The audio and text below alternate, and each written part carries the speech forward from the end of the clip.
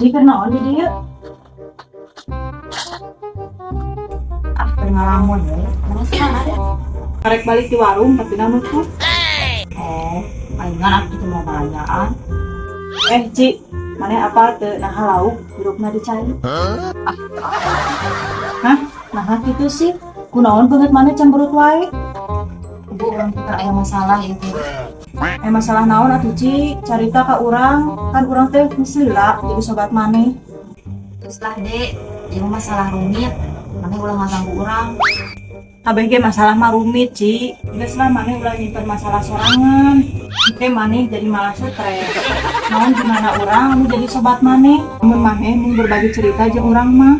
Jadi kieu dek, orang teh besar minggu masalah jeung salaki. Bari teu kira salah nade sepele. Memangna aya masalah naon gitu? Maneh jeung salaki maneh tika paraseak kitu. Teu apal sih. Ngan intina mah manehna geus ngarasa teu cocok. Ya sabar atuh Ci, mudah-mudahan ieu masalah gancang beres. Maneh berdoa we supaya maneh jeung salaki gancang baikan. Emang harapan orang mah gitu. Tapi jigana ya sih. Moal aya masalah tanpa solusi. Kabeh masalah pasti aya jalan keluarna. Sakalipun masalah maneh jeung salaki, nu penting maneh teu putus asa.